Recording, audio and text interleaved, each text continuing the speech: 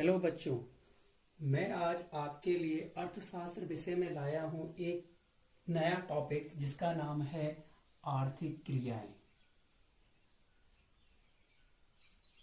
आर्थिक क्रियाएं।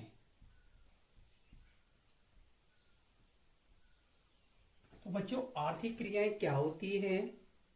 इसके संबंध में आधुनिक अर्थशास्त्री कहते हैं कि उस क्रिया को आर्थिक क्रिया कहते हैं को आर्थिक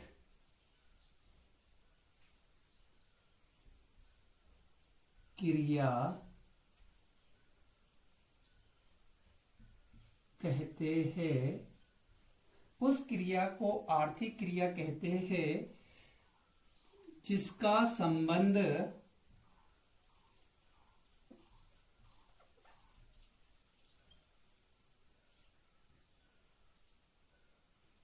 मानवीय आवश्यकताओं को संतुष्ट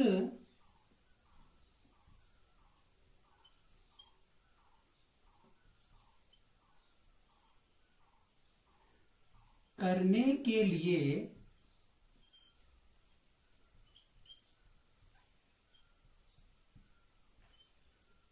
सीमित साधनों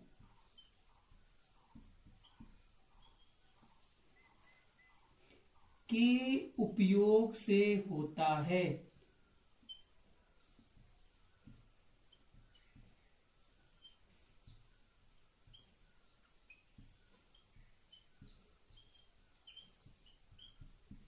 ठीक है बच्चों, तो आधुनिक अर्थशास्त्री आर्थिक क्रिया के विषय में क्या कहते हैं कि उस क्रिया को आर्थिक क्रिया कहते हैं जिसका संबंध मानवीय आवश्यकता को संतुष्ट करने के लिए सीमित साधनों के उपयोग से होता है, उसे कहते हैं आर्थिक क्रियाएं।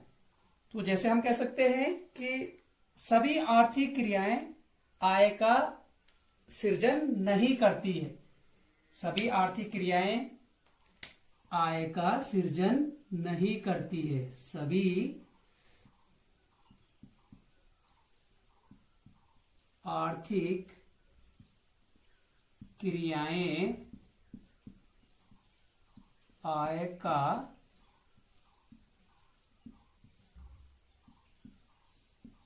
सृजन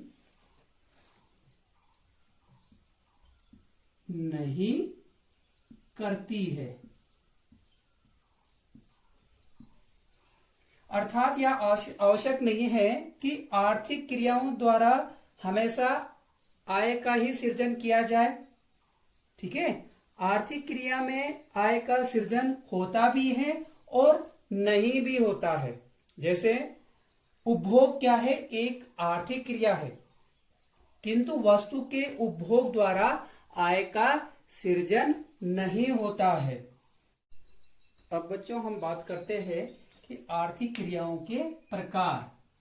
आर्थिक क्रियाओं के प्रकार के बारे में। आर्थिक क्रियाओं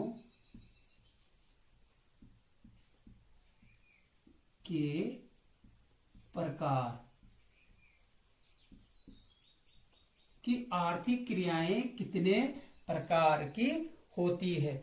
आर्थिक क्रियाएं बच्चों 4 प्रकार की होती है। आर्थिक क्रियाएं आर्थिक क्रियाएं 4 प्रकार की होती है।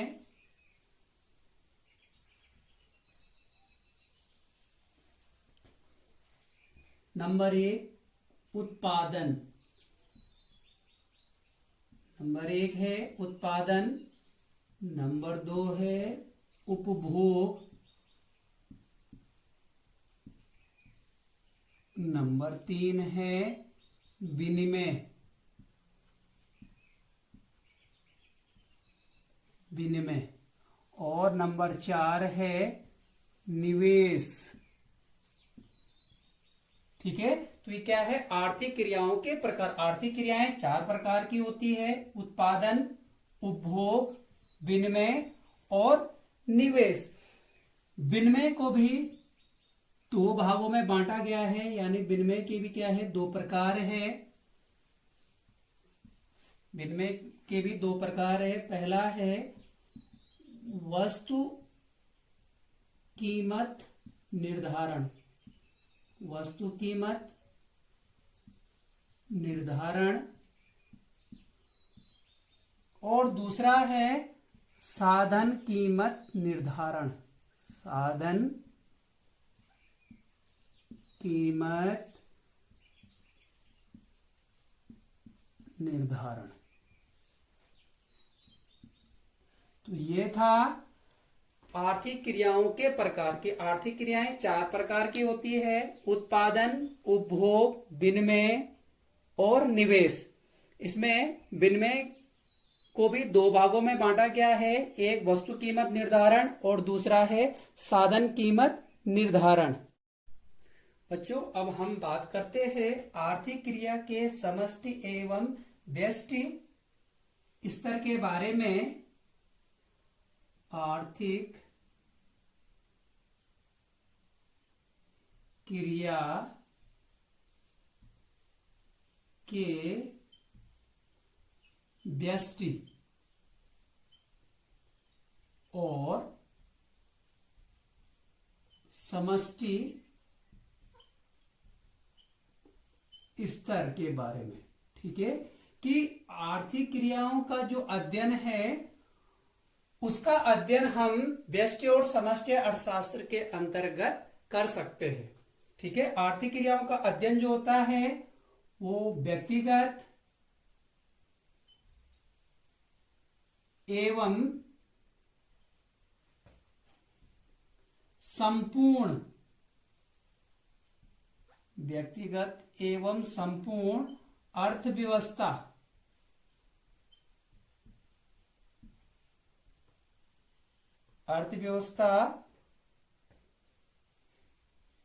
के स्तर पर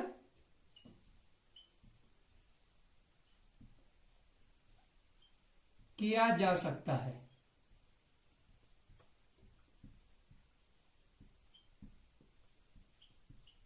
ठीक है, तो आर्थिक क्रियाओं का जो अध्ययन है उसका अध्ययन हम व्यक्तिगत और संपूर्ण अर्थव्यवस्था, ठीक है, व्यक्तिगत और संपूर्ण अर्थव्यवस्था के स्तर पर भी कर सकते हैं। ठीक है, नॉर्वे के अर्थशास्त्री, नॉर्वे के एक बहुत ही प्रसिद्ध अर्थशास्त्री थे रेगनर फ्रिस। ठीक है, ये नॉर्वे के क्या थे, ये जो रेगनर फ्रिस थे ये नॉर्वे के एक बहुत ही प्रसिद्ध अर्थशास्त्री थे। और इन्होंने क्या किया, अर्थशास्त्र को 2 भागों में बांटा। इन्होंने अर्थशास्त्र की 2 शाखाएं बताई। ठीक है, यानी इन्होंने अर्थशास्त्र को क्या किया, 2 भागों में बांटा। एक व्यष्टि अर्थशास्त्र, व्यष्टि अर्थशास्त्र, और दूसरा है समष्टि अर्थशास्त्र।